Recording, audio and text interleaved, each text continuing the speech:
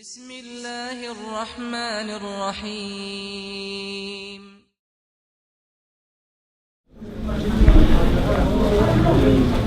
بسم الله الرحمن الرحيم الحمد لله رب العالمين وأفضل الصلاة وأتم التسليم على سيدنا محمد وعلى آله وصحبه وسلم. اللهم أخرجنا من ظلمات الوهم وأكرمنا بنور الفهم وافتح علينا بمعرفة العلم وسهل أخلاقنا بالحلم واجعلنا ممن يستمعون القول فيتبعون أحسنه. وبعد.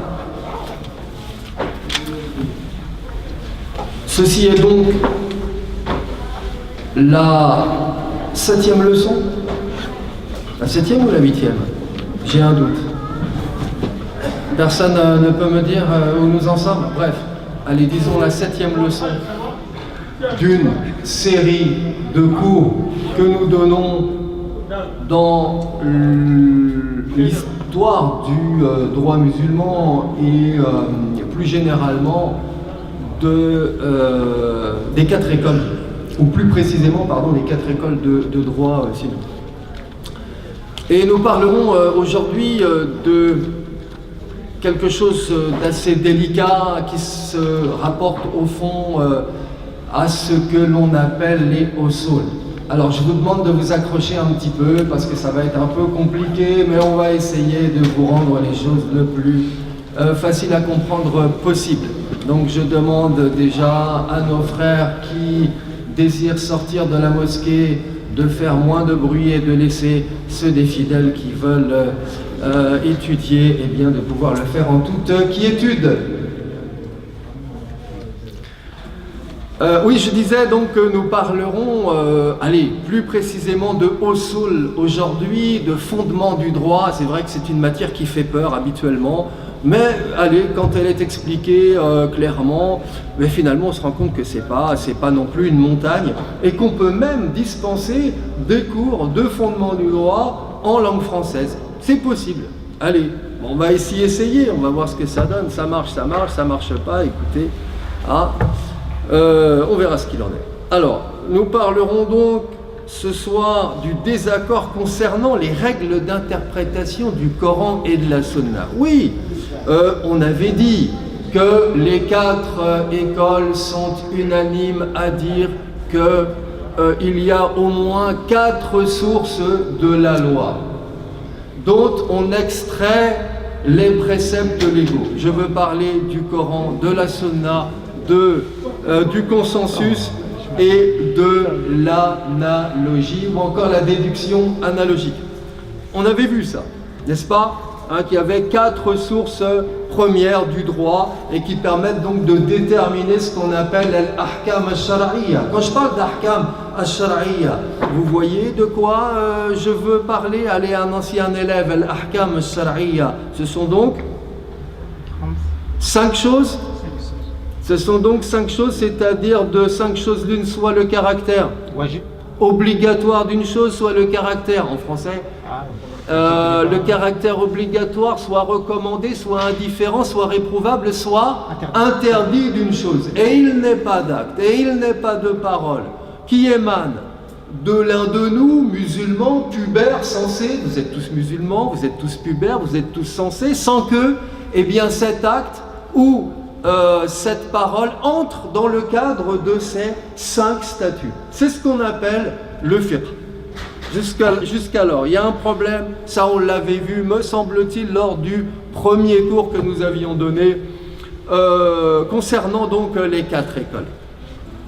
Ces 4 sources maintenant que sont le Coran, la Sunna, le consensus et l'analogie, elles sont classées, comme vous le savez, par ordre de supériorité. On a donc pour devoir en premier lieu de se référer au Coran pour trouver la solution au problème qui se pose à nous. À défaut de trouver dans le Coran ce que nous voulons y trouver, on recourt à la Sunna, qui, ne l'oublions pas, est une forme d'explication, d'explicitation de ce qui se trouve dans le Coran, ne serait-ce de façon implicite. À défaut de trouver dans la sunna une solution à notre problème, alors on recourt à ce qu'ont dit les premiers musulmans sur la question, sous forme de préférence de consensus. Quand il y a un accord unanime, mais c'est l'idéal, Il faut reconnaître que ces consensus, ils sont finalement peu nombreux, mais il peut y avoir consensus. À défaut de trouver le consensus dont nous parlons, à ce moment-là, par défaut et acculé à cela, on est obligé de recourir à l'interprétation du texte. Mais c'est vraiment parce qu'on y est forcé. Et on avait vu de l'interprétation des textes, finalement, les domaines dans lesquels on pouvait faire acte d'ijtihad et les domaines pour lesquels on ne pouvait pas faire acte d'ijtihad. Je vous rappelle par exemple ces textes qui emportent la certitude non seulement du point de vue du sens, mais également du point de vue de la transmission. Un verset coranique qui vous parle par exemple d'un nombre défini de coups, comme on l'avait vu il y a 2 semaines de cela, alors s'agissant bien sûr d'un sujet douloureux comme le cas de fornication. Est-ce qu'il est possible ensuite d'intervenir et d'interpréter les textes quand ils sont donc sûrs et fiables du point de vue de la transmission, et en plus que leur contenu est explicite? Mais non, on peut pas. N'en déplaise à certains prédicateurs, n'en déplaise à certains imams qui aimeraient bien, ces imams, pouvoir interpréter ce qu'ils veulent interpréter comme ils l'entendent. On appelle ça le réformisme.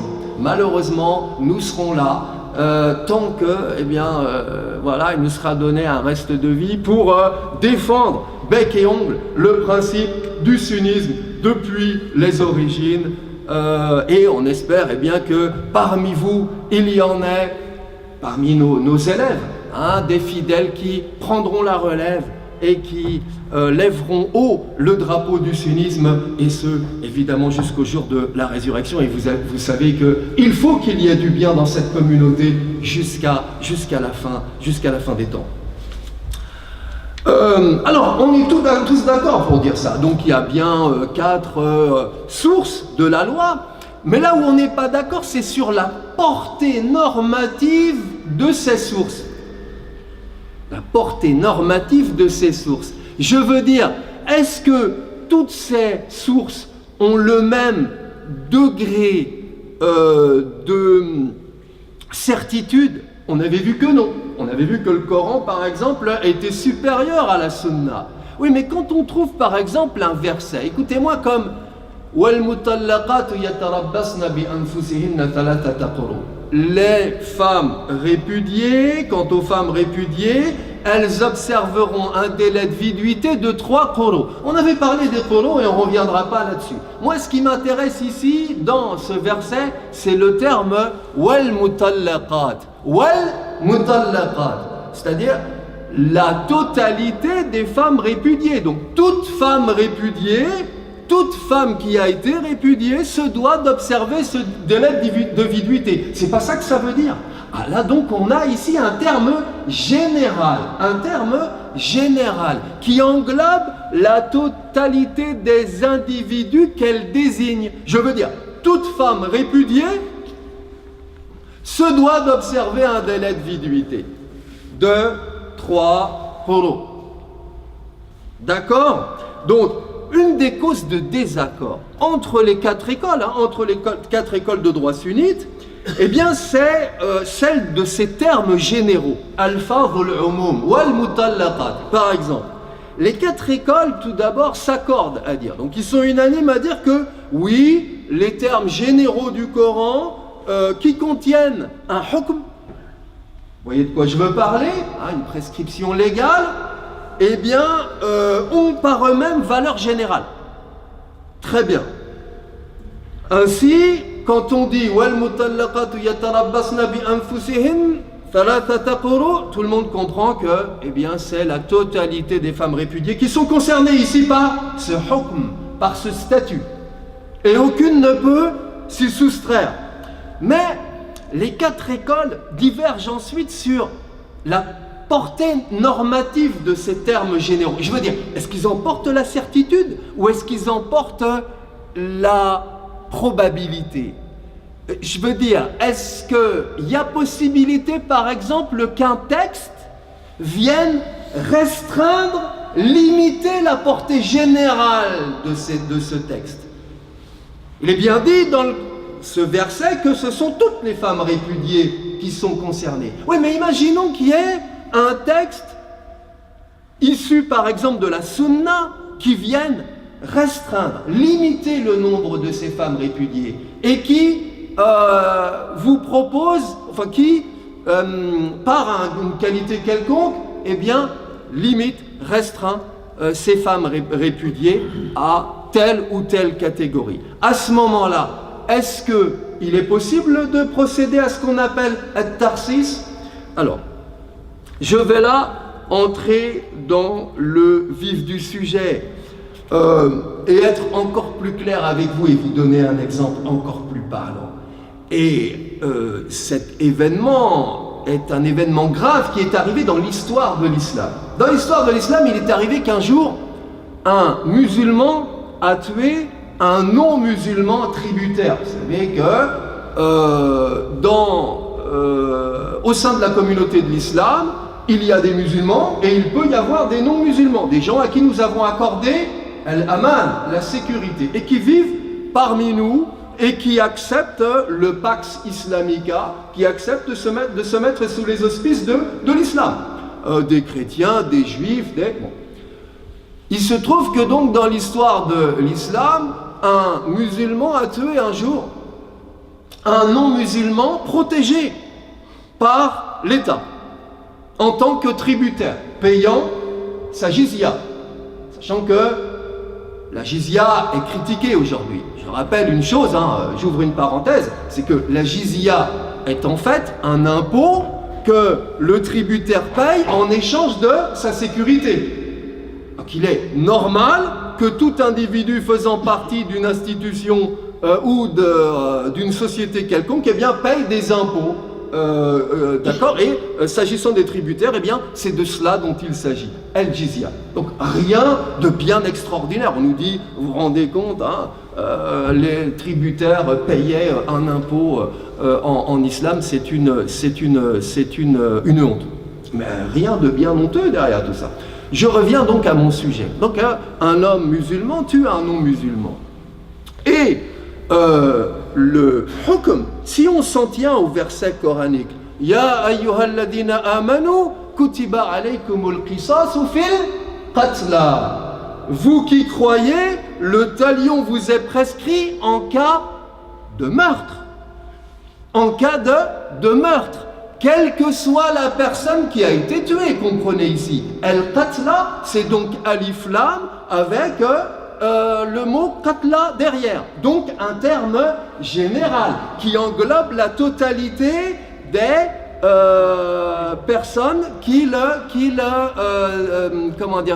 sont concernées par ce statut. Ah mais ça veut dire quoi alors? Ça veut dire qu'on peut tuer un musulman par voie de talion pour le meurtre d'un non-musulman?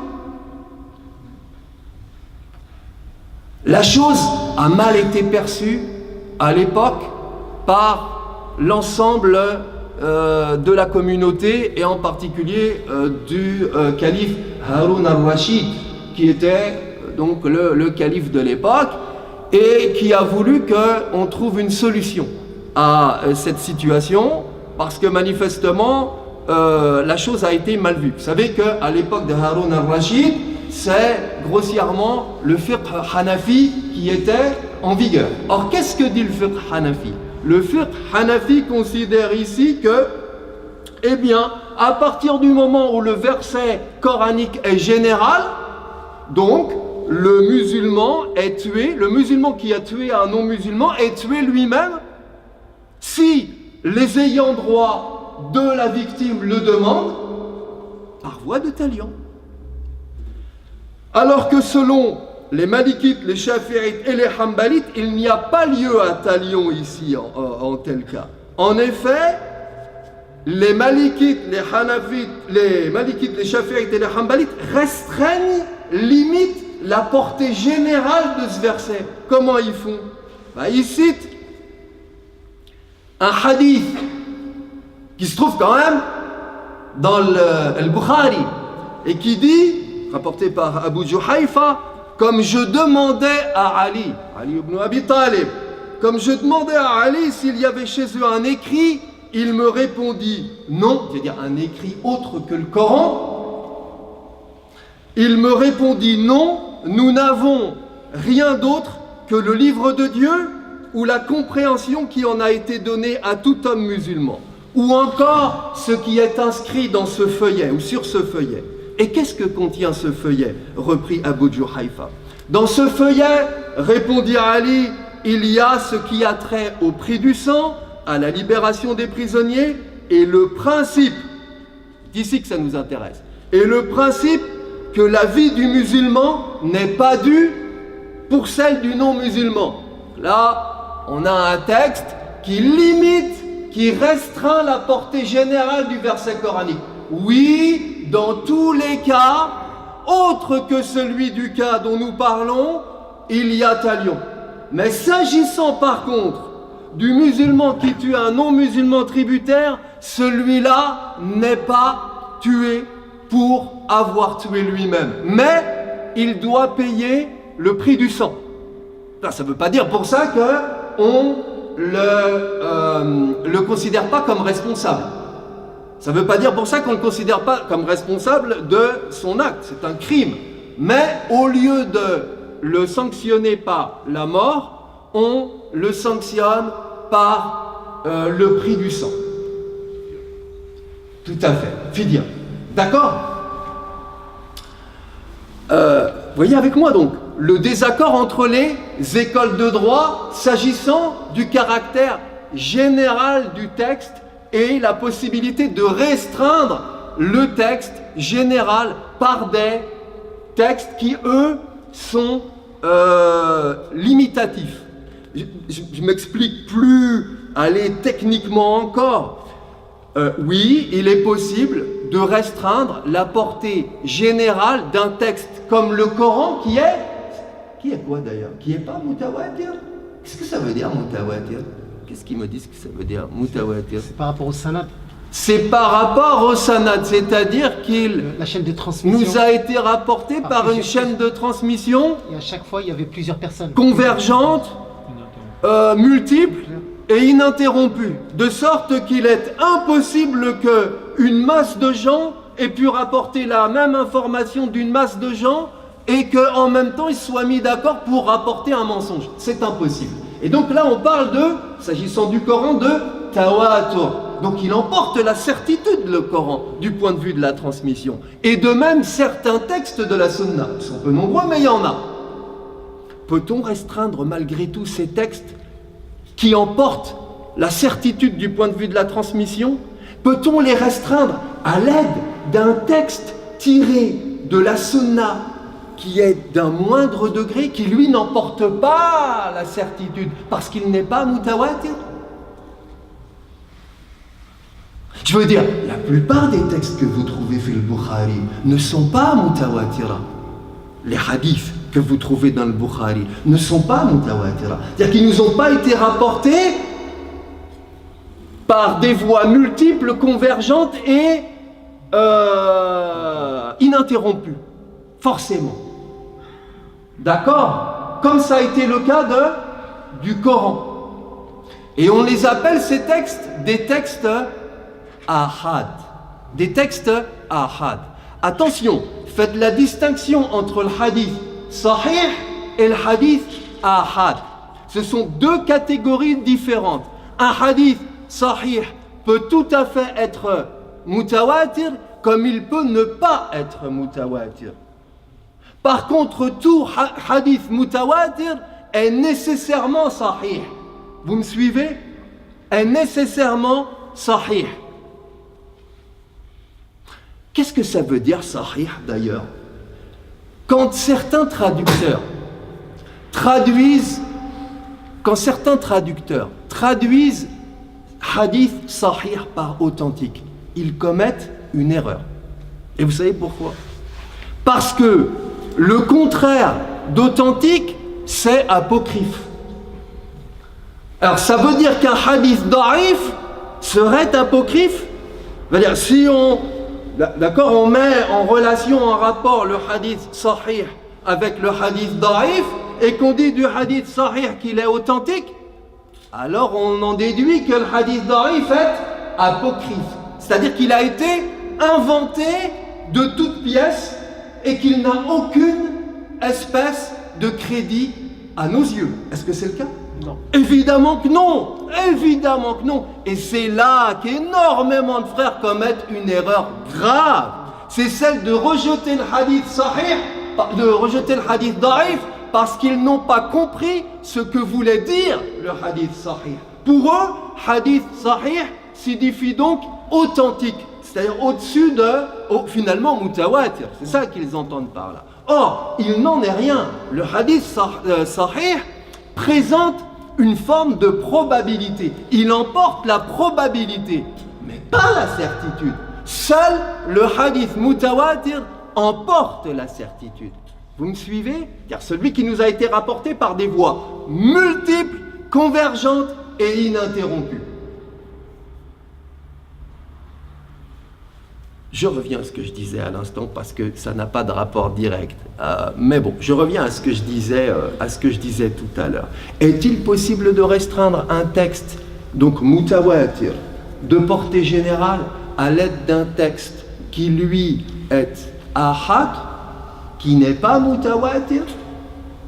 Oui, c'est possible chez les Hanbalites, chez les Shafi'ites, chez les Malikites, bref, chez tous les sectateurs des écoles sunnites, sauf le fiqh hanafi.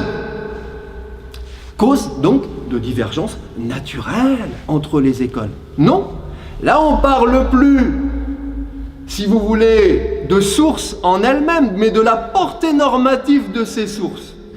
Et donc des raisons qui font que les docteurs de la loi sont tombés en désaccord les uns avec les autres. Je le répète, ce désaccord n'a rien que de plus naturel. Vous ne trouvez pas? D'aucuns a dit que oui, on pouvait restreindre la portée générale d'un texte par des voies ahad. D'autres ont dit que non. Et c'est leur droit le plus total.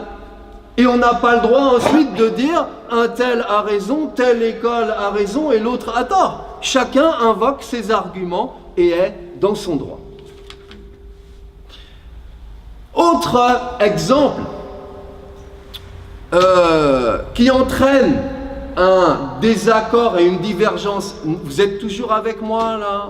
Est-ce qu'il y en a là-dedans qui s'endorment? Je vois un frère qui est près du... Oui, il est près du chauffage. Pourtant, il n'y a pas de chauffage. D'habitude, c'est vrai que la chaleur endort. Non, je suis d'accord. Mais bien sûr, mais j'en doute pas un instant, avec les oreilles. Tout à fait. Tout à fait. Autre exemple de divergence naturelle et qui se rapporte au sol, au fondement du droit. Il nous reste combien de temps? Une demi-heure. Une demi-heure? Plus d'une demi-heure? 45 minutes. 45 minutes. Si vous le voulez bien, nous passons à présent au droit pratique, parce que je ne veux pas que ce soit trop pesant pour vous. Je ne veux pas que ce soit trop pesant pour vous. وصلى الله على سيدنا محمد النبي الأمي وعلى آله وصحبه وسلم وآخر دعوانا أن الحمد لله رب العالمين.